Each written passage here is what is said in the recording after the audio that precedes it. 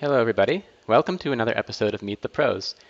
Meet the Pros is a live video interview show where we talk to Ecamm Live users about how they use the tool, pro tips and tricks, and about just live video in general. Really, we just want to find out about the person, how they use the product, what they like about it, and what they do for their living, and how they use it to make their job easier. So my name is Ken Aspesley from Ecamm Network, and I am really excited to be here today with Tim Wood. Tim is a 25-year media veteran of print, magazine, TV, radio, and online. He's currently the host of Ranger Nation Radio, the only show devoted to talking Methuen youth sports and shining the spotlight on student athletes and the coaches behind the games. He also is the co-host behind MVC Gridiron Weekly. So I will bring him on right now. Tim, welcome to Ken, Meet the Pros. how you doing, Ken? Hey, everybody. Hold on. So there he is. Tim, welcome. We are so glad you are here. Now, just before we start, I just want to point out that by complete coincidence, Tim is right down the street from us, just one town away in beautiful, scenic Methuen, Massachusetts. Interestingly, the only town in the world called Methuen. Um, I don't know if you knew that, Tim, but Yeah, you should work for the chamber. That was good. That was great.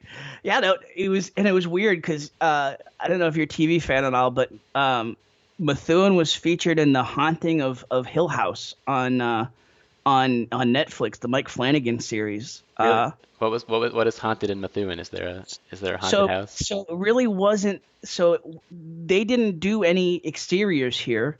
They just used the name because Mike's from the area. He has relatives in Methuen. He's here all the time. He's actually the director of the new Doctor Sleep uh, sequel to The Shining that's out now, and just a great guy. And Wow. it just yeah, he kind of used it as a homage. Uh, Methuen like played a huge factor in it, so that was kind of our moment in the sun, other than our gigantic police contract controversy. There's always something in every little town. It is always something, absolutely. So before we get lost talking about Methuen, I want to jump right in and have you just tell us a little bit about you and the shows you host, and really a little bit about just you how you decided to get into youth sporting events in general. Absolutely. So I have, as you mentioned, I've been earning a paycheck as a professional journalist for 28 years now, and I've covered Super Bowls, I've covered World Series. I actually worked for the Yankees. I was the publications director for them from '96 to '98. I have a World Series ring from there, but I'm a huge Red Sox fan. We had a whole sleeping with the enemy club, and I was the managing editor for Bleacher Report, which is a national website. It was about three of us when we first started it. I was their first full-time paid writer, and became the managing editor there. So I've had a lot of experience on the national level on sports, but I've just always loved local sports and always kind of come back to it. It's where I've had the most fun, and we we were very fortunate that that Bleacher Report was bought by Turner, and so I got some stock money out of that, and that was kind of the first time I'd ever come from a middle class family in Portland, Maine. That was like the first time I'd ever had some dream money to play with. So that really paid off for you, that project. It really did. Absolutely. Yeah, I took a huge pay cut to go to work for Bleacher Report. I have an amazing wife of 23 years. She was like, "Go for it." I was earning, like, for the first like 3-4 months I was there, I was earning $1,200 a month as kind of essentially an intern for them, and added some zeros to that pretty quickly. Wow. As Bleacher Report grew very fast, and so yeah, it was I've always kind of been a risk reward guy, and took the shot, And it gave me the ability to, I always said if I ever had any money, I want to do something locally. I've worked in newsrooms. I've worked for TV producers. And as much as I love collaborative, there's always things that you kind of have in the back of your mind. If I ever have that chance, if I ever can do my own thing, here's the things I would do, and here's the things I wouldn't do. So you're basically living the dream right now. Trying, yeah. So yeah. what shows are you hosting now? So we started a few different shows. We started a show with Methuen High School called Ranger Nation Radio, which, as you mentioned, is just all about Methuen youth sports. And we've kind of been using Methuen as kind of a laboratory because we found some folks in town that have been really willing to take some shots on technology and some new things, which is, as you know, not always when you're talking about municipalities or schools, school districts, not always the way. And so most of them still make you install Real Player to watch their events. Absolutely. And Methuen has some issues on that front, but I mean, for the most part, we really found people that, like the athletic director, the principal at Methuen High School, have just been phenomenal in terms of taking some chances, doing some new things. And so we started the Ranger Nation radio show, and then we started doing kind of a current events show called Looped In Live that was more about the city, more about the government and local events and kind of newsmakers. And then we decided we really were liking what we were doing, and folks were really digging what we were doing with Ranger Nation Radio. So we decided to expand it to the whole region and the local high school conference here, the Merrimack Valley Conference, and struck up some cooperation with the conference and started doing a football show because high school football is really huge around here, and there was an opportunity. They didn't have any shows like this, didn't have this kind of coverage, so we started doing a weekly show called MVC Gridiron Weekly during the football season, where we interview coaches, we interview players, and getting them on Skype, getting them on video, bringing in highlights from the games. This season using Ecamm has just been an absolute game changer for what we're doing. That's awesome. So you're doing these talk show formats, but are you also doing actual streaming any actual live sporting events in real time with Ecamm, or? Absolutely. So we've been testing out a bunch of different things. We've done a couple of football game tests. We've done some stuff inside. We've done some volleyball games. We're looking to do more this winter. We're looking to kind of do a game of the week on the basketball end around the Merrimack Valley. So it's and again, like it allows you to bring in B-roll even when you're doing that live event. So it's just, we're a very small operation, as I know you can relate to, although you're worldwide. So I mean, you're right down the street, but how did you find out about Ecamm Live? Like, was it just a coincidence, or did I tell you about it in line at the grocery store? And No, it was kind of it was a happy coincidence. Let's put it this way: it was a coincidence born out of necessity and research. We were working for our first season with these shows. We were working with a local production and radio station that had started doing some streaming and broadcasting, podcasting and video, and while they were phenomenal, I was looking at the software they were using. They were using OBS, and I was like, I like it, but like, I think I can do it. Like I've always kind of been on the talent side of the camera, but I've been an AV guy all my life, AV curious, and so so it was kind of born out of necessity. I got a concussion back in June. I was picking my son up from the bus stop. I slipped and fell, hit my head on our concrete front step, and started getting some really bad concussion symptoms.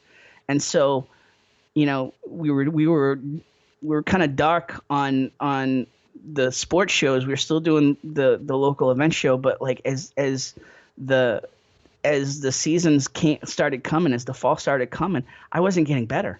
And so, I couldn't even drive to the studio down the street. So I really started looking at options and really started doing a lot of research and asking a lot of questions of folks that I know that have been doing streaming.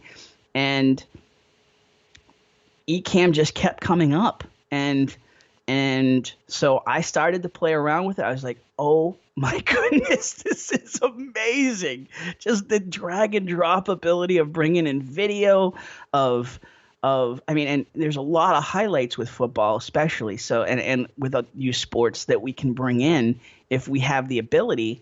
And because I was kind of at the will of the production studio, there were, everything was costing extra, and it was, and they were really not keen on doing that. So you've got a home studio now, then. Yeah. Tell us a little bit about your setup there at home. Yeah.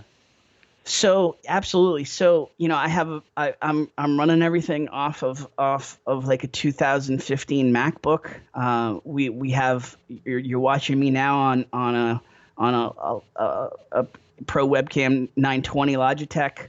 And quite honestly, a lot of the stuff, a lot of the roads I've gone down on the tech end, I found Steve Dotto through watching your Meet the Pros segment, and then just really got addicted to Steve.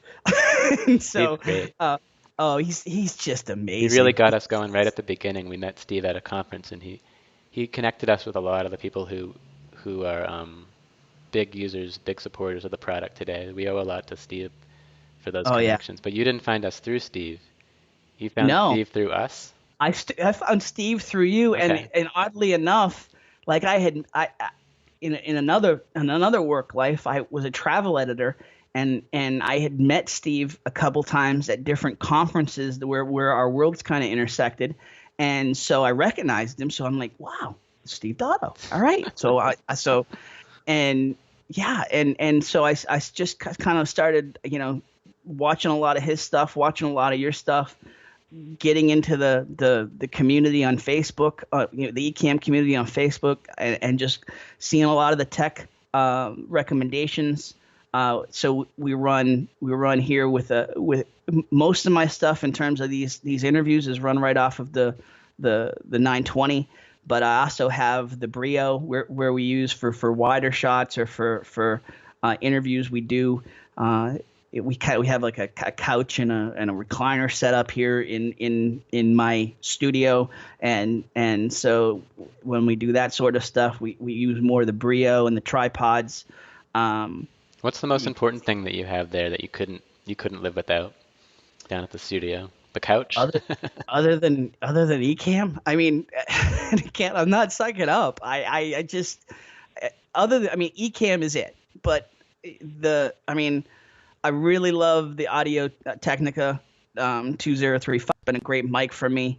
In terms of like we did a lot of election interviews with candidates, and so we used the finite technologies. USB wireless lapel mics, and those have been phenomenal. I can't say enough about those. People are always asking us about lapel mics. We should put a link to that. You said it's finite lapel?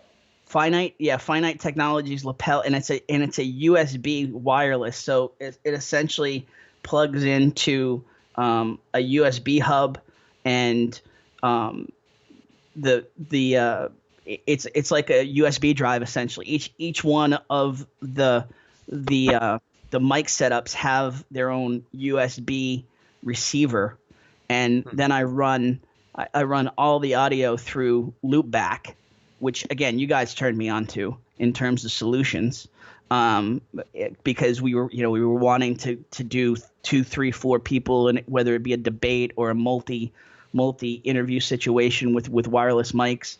So we're using those wireless mics, and finite technologies, again, through Amazon, and I read a lot of reviews and did some testing, found them to be the most reliable, That's good to and know. it worked very well with loopback.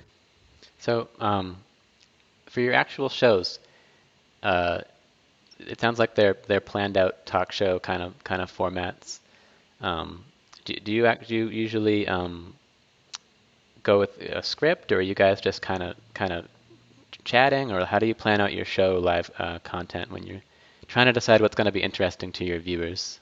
Absolutely. So a lot of the results kind of dictate that, but for the local sports show, the Methuen High Sports Show, we will. I have a co-host that I work with in town. Shout out to Bill Bryant, phenomenal youth boosters guy, and a like diamond in the rough broadcaster. Didn't even know he had it in him.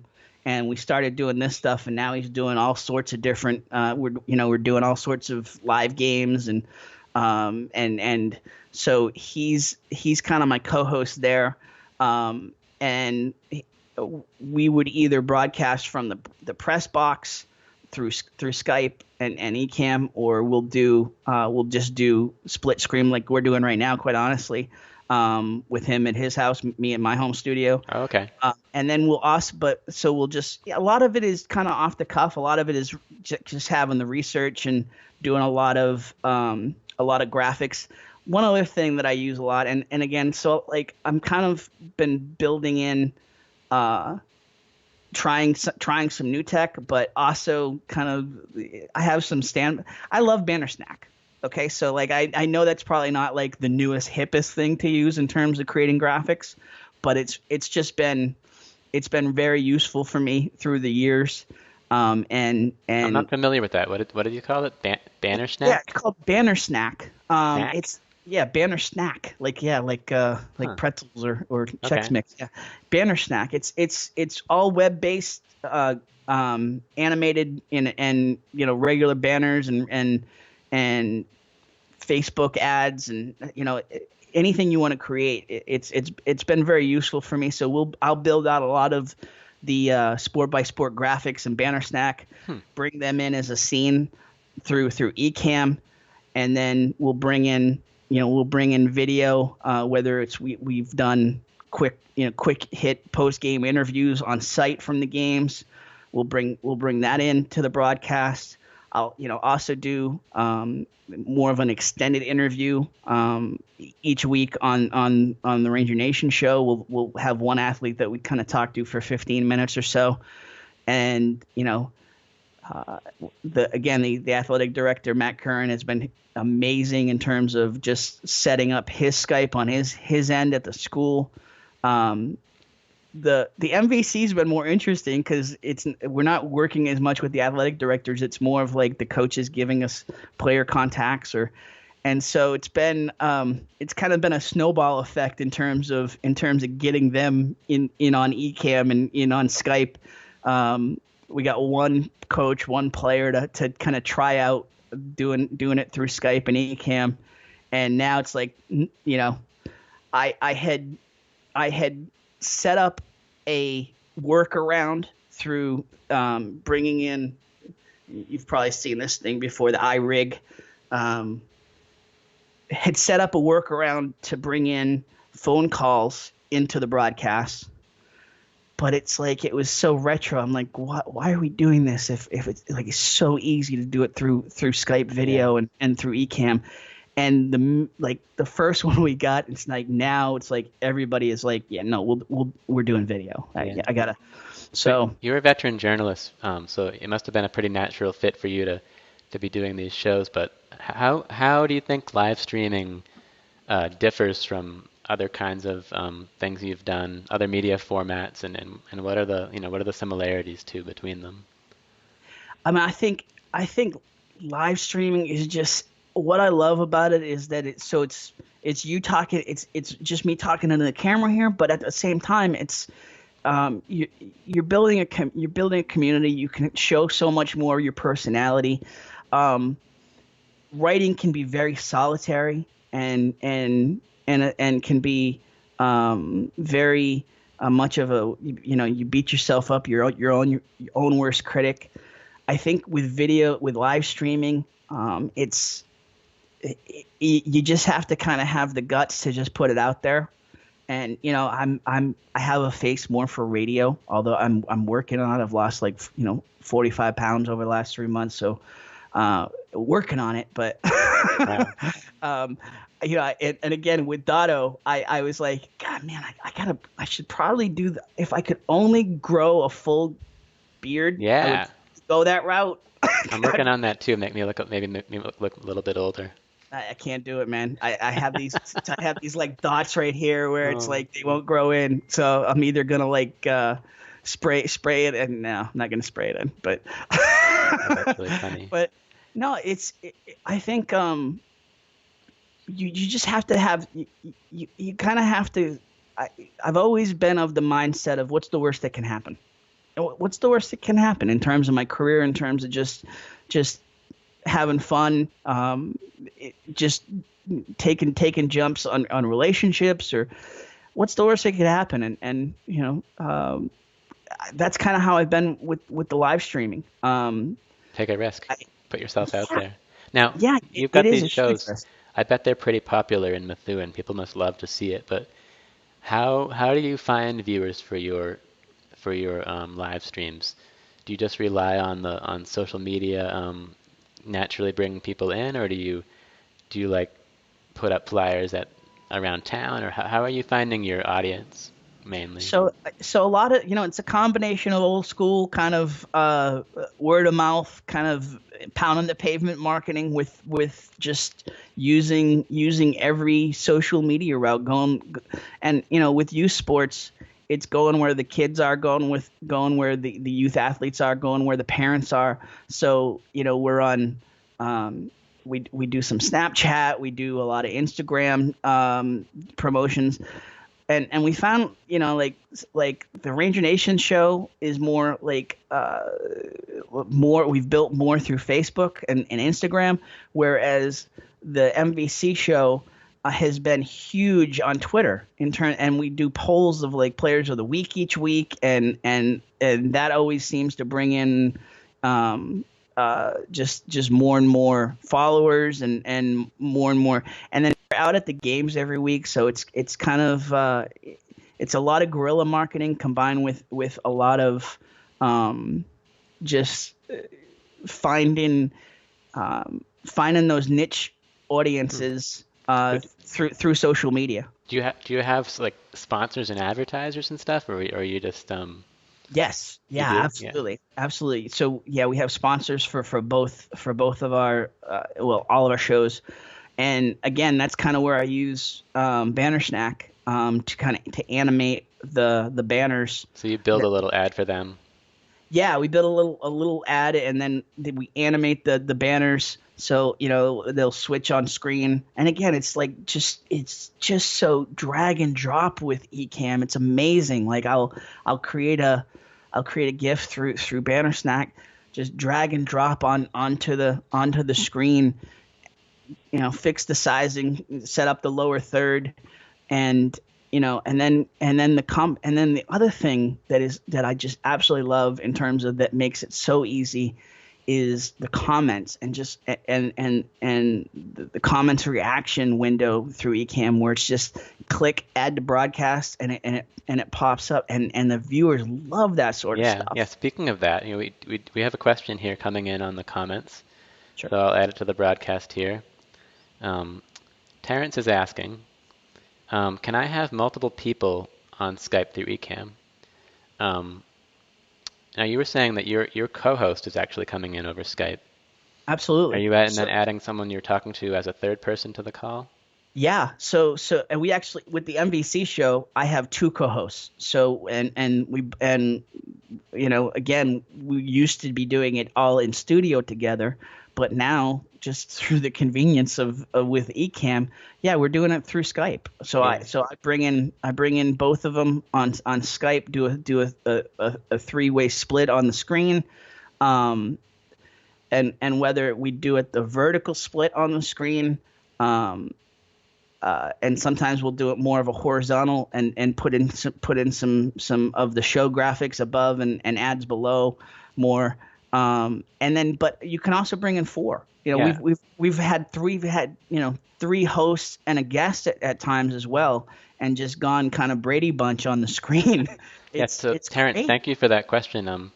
We did Yeah, have some people absolutely. asking about it on the community a few days ago, and I think a little bit of the confusion is that Skype makes it a little bit, not a little bit, very confusing about how to actually have a multi-person call.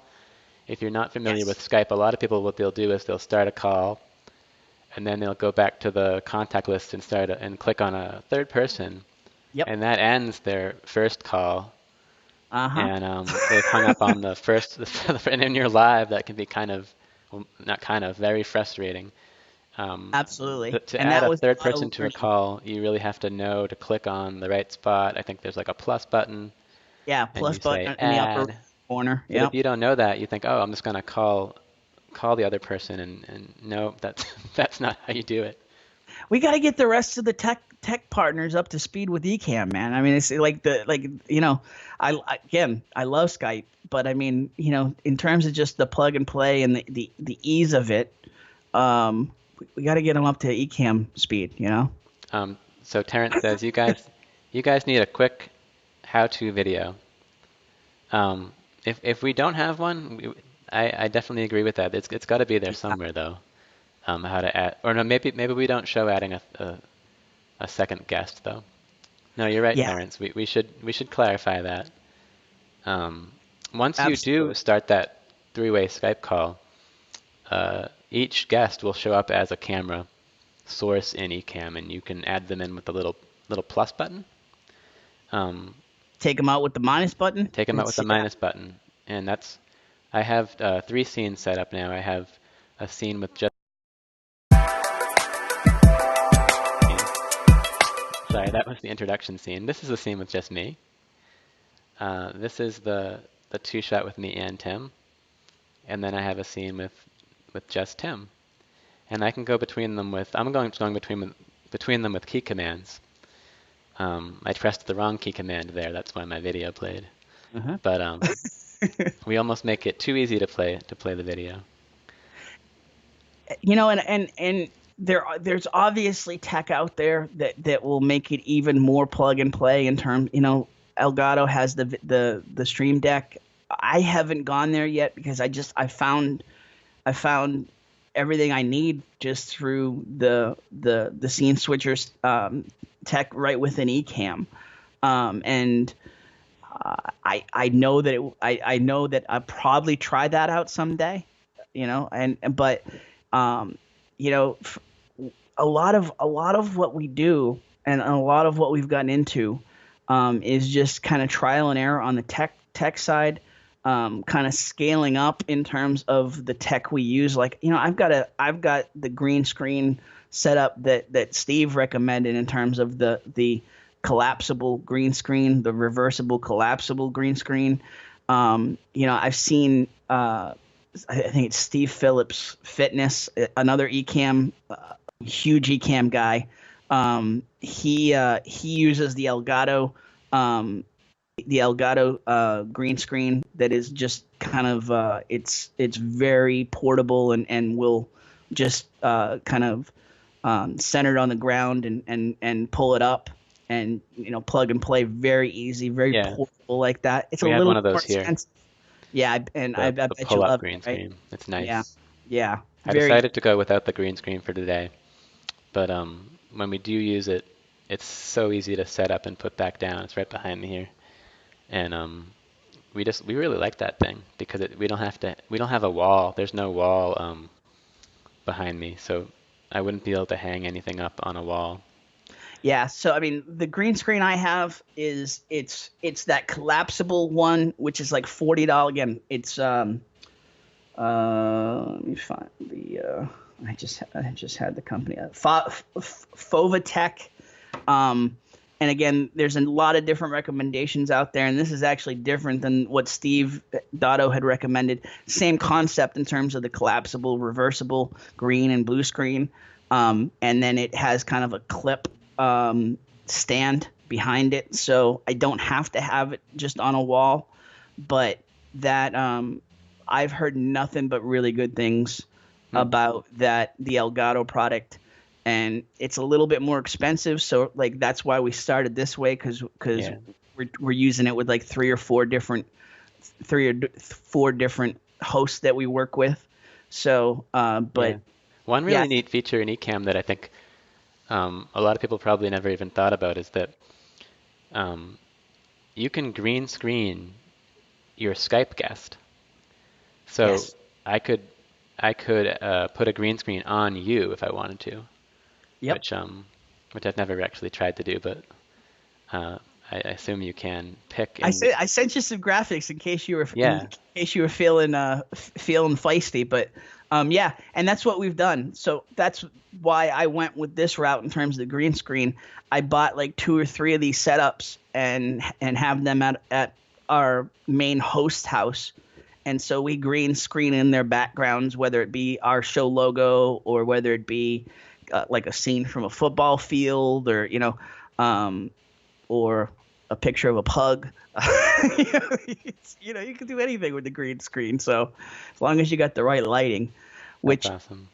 which I think also um, is, if you're going the green screen route, is huge in terms of the lighting. And I'm still working on that lighting fit. And again, it's probably going to end up going back to the LED lights that Steve Phillips or Steve Dotto or some other folks in the Ecamm community have Now, recommended. But one thing we found is that if you have a super good camera, then there's less need for super good lighting. I know that might sound counterintuitive, but we have this Canon EOS R, this brand new Canon with a really nice L series lens on it. yep, And with that is what I'm using now through a cam link. It doesn't seem to matter how the lighting. It could be that's what you're using right yeah. now. You're not seeing me on it because I'm skyping you Sure. from the built-in camera, but the Yep. viewers and people watching live and in the replay, I'm using a Canon EOS R HDMI into a cam link, and Nice. it doesn't. The lens is such a big aperture, and the camera is so good that we don't actually seem like we have to worry very much about lighting. Um, the one problem is that as the sun comes in, you know, Son, what's in that? and out from behind clouds, the lighting can change during the live. Because I'm sitting next to a window, I got natural light coming in, and Same here. there's artificial lights on the ceiling. And the so like if you're using a Logitech though, which I know you said you're using the C920, Yep. it's very sensitive to changes in light. Yes. It's got a pinhole lens on it. It's really trying to use all the light that it can from the room. And your typical Mac webcam is even more sensitive on that front. So I mean, you guys have been really proactive on the Canon EOS front. So the R is the newest one. The newest one, the EOS R, I think is a new line of the mirrorless SLR. Okay. So it's kind of like an SLR shaped body, but inside is there's no mirror or shutter that flips up and down, but not shutter. There's no mirror inside, and you can either connect that with USB directly to the Mac using Ecamm's USB connection technology, or you can run an HDMI cable from it. And what's cool about that is that this camera is capable of outputting 4K over the HDMI connection. And if we use the CamLink 4K, we actually get huge, crisp, crystal clear video out of this thing. And if That's you are awesome. crazy enough to be live streaming in 4K, which I'm not right now, you can get technology people all excited about that, the level of number of pixels that you have. It's great for YouTube. I mean, the 4K is YouTube has been very innovative on the 4K front. Facebook, in terms of the live streaming, not so much. So you're kind of dumbing it down, but I mean, that's what we've really looked into. Like, so when you have more of a players kind of in the same spots, like a volleyball or even a wrestling, where you can kind of do like a two camera setup. Um, the 920, the Brio will work great. We've really been looking at and trying to find, and it sounds like the EOS R is the one we want to go with. It's a pretty nice little camera. I mean, any Canon EOS, even a used one, is going to get you a really nice image. We have a Rebel T6i here. It's a lower end one. Looks beautiful. Yeah. We have an older one, a 50D. It's a pretty old model. Doesn't even have a video recording mode, but we can connect that to the Mac and get a really nice picture out of that. Have you found in terms of, because as we're talking about, there's all sorts of different types of live streaming, and with sports you obviously need a faster frame. And have you everything that I've heard is that the EOS, the Rebels, the Canon in general, is the way to go in terms of more movement and on the sports end. And I have a lot of parkour friends that use the Canons. And yeah, well, I mean, the is it out yet? At least in the beta Ecamm Live, we're going to be supporting 60 FPS. So if you're using one of these fast cameras over HDMI with a cam link or something similar, you'll actually be able to live stream in 60 FPS to platforms that support it. That's amazing. We got a comment coming in here from Eric. He's saying, "Can I use the Canon M50 with Ecamm without any other hardware?" Yes and no. You will need a power adapter because the batteries will only last you 10 minutes.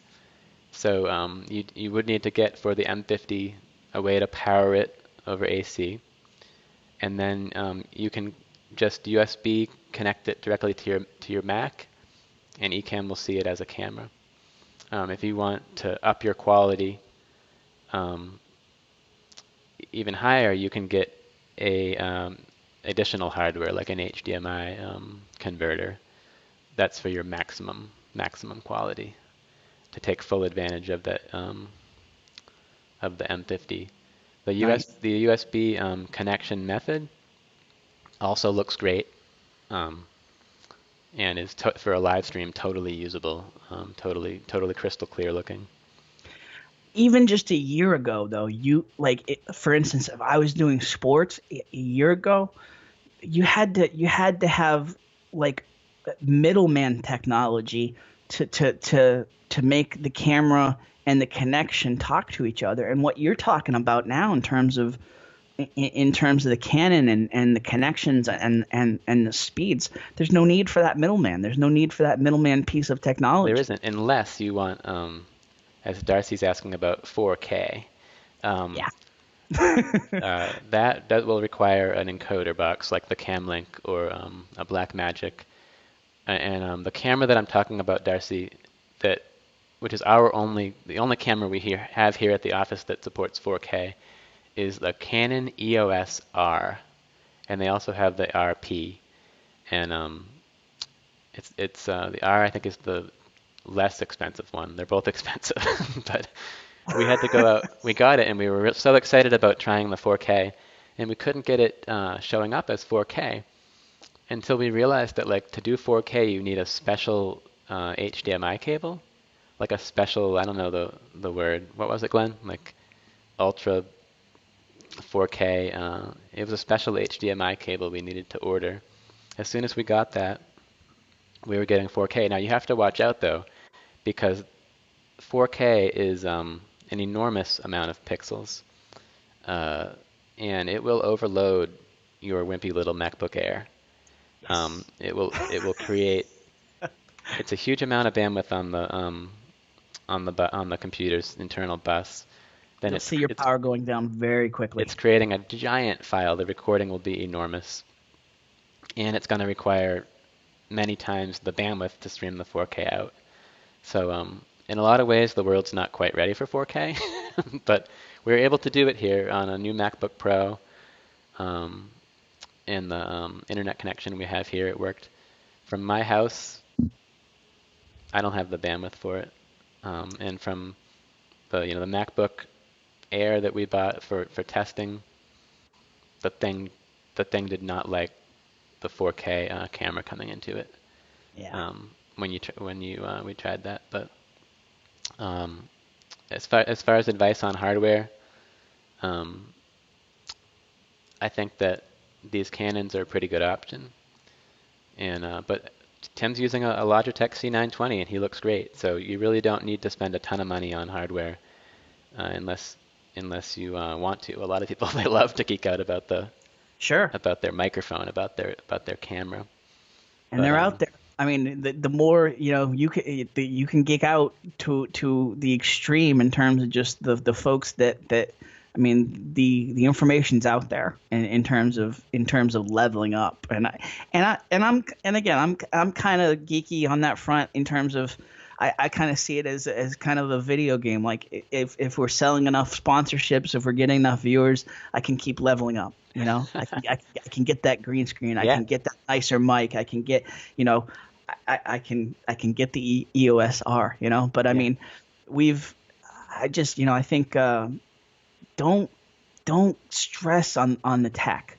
Just like you can get a good 920. It's like $100.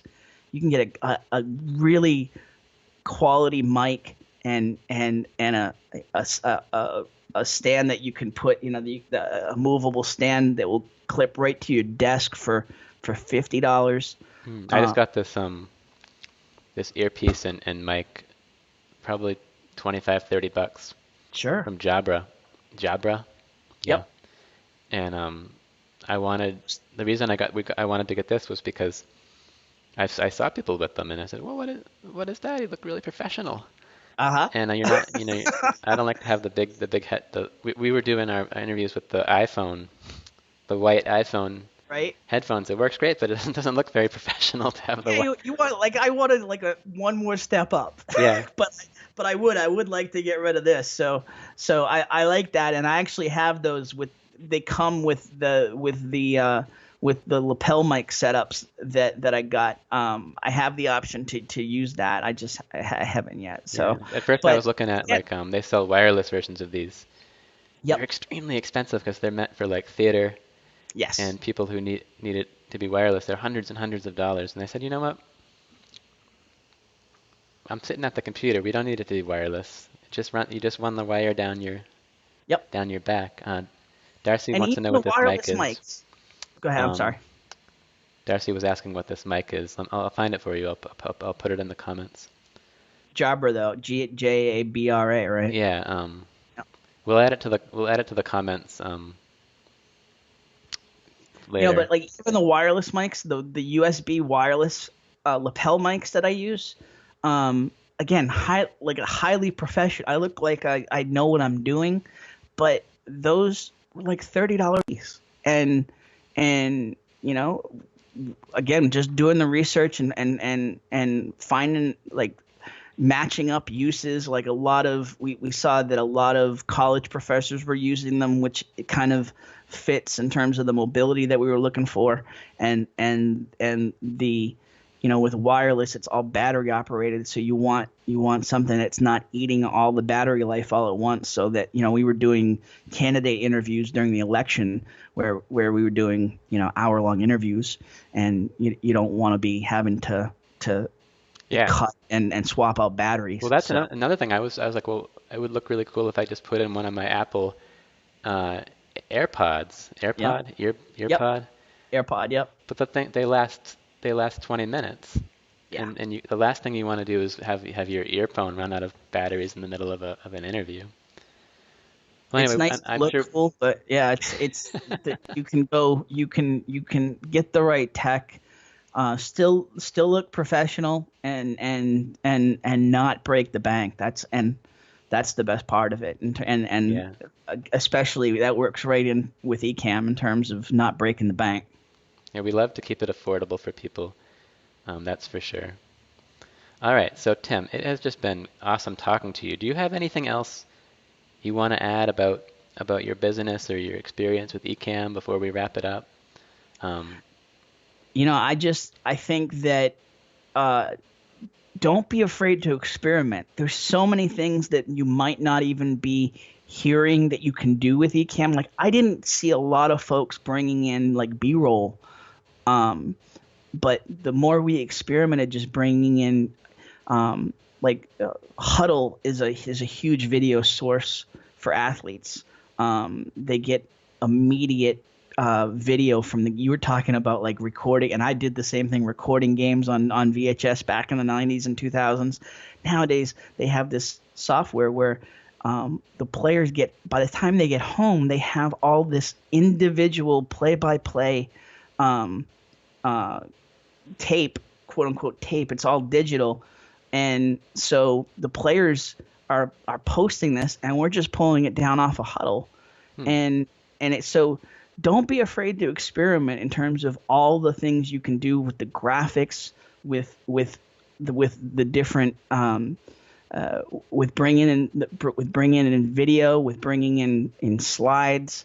It's the one thing I will say is I hope that the Ecamm community has been phenomenal with this in terms of the Facebook community, and you ask questions, and people are constantly posting what they're doing on there, which is awesome, just to kind of just to see what different people are doing. I hope more people will use this platform for sports, so that I can get you guys to add in or we can find the right live scoreboard plugin. Because that's kind of the one thing that we're still having to do manually. But if that's my biggest problem, during a live broadcast, we're doing pretty good. So yeah, we should talk more about that offline. Sure. So this has been a really fun interview. I'm sure that you are the kind of person who can talk. That's your job for a long time about Ecamm Live and about sports. But we can I want to continue this conversation in the comments. If you're watching in the replay, or you're watching, go ahead and ask some questions for us down in the comments. Let us know your favorite feature. Ask your questions for Tim. Ask your questions for Ecamm. And thank you so much for watching. And thank you so much, Tim, for joining us on this snowy Tuesday. Pleasure.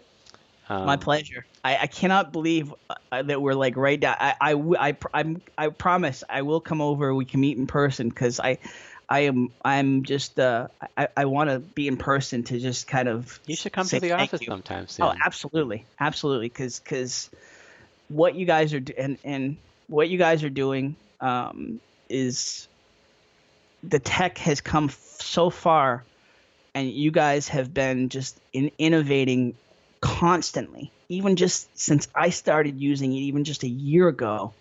The thing that I love the most is you guys love it as much as your users, and you can tell it. So you guys are constantly innovating, constantly listening to the audience, and that's a huge that's a huge difference in terms of the platforms and softwares that are out there. It's definitely, I think, something that's pretty unique to Ecamm.